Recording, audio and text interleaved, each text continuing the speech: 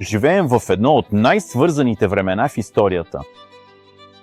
Всичко около нас става все по-умно. Изкуствен интелект, умни домове, устройства, които са винаги включени. Животът стана много по-бърз, по-удобен, по-свързан. Но докато целият този прогрес се случва, има нещо друго, което тихо расте около нас. То е невидимо, то е тихо и е навсякъде.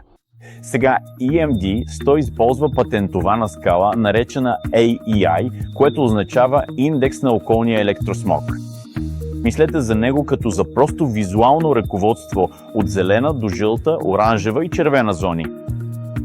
Всеки цвят показва различно ниво на електросмог в вашата среда.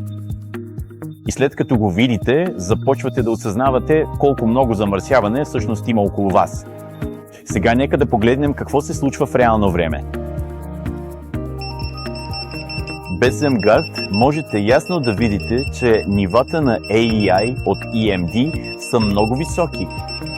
Мога да го достъпя лесно навсякъде. На моя личен лаптоп, на моя таблет и разбира се, на моя смартфон. Сега вече включваме системата MGuard, затова ви моля да гледате внимателно.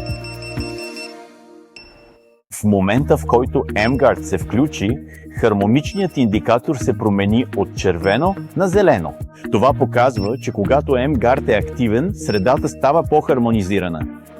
И нивата на AEI също паднаха до зелена зона. И това прави MGuard един от най-мощните лични протектори, които можете да имате.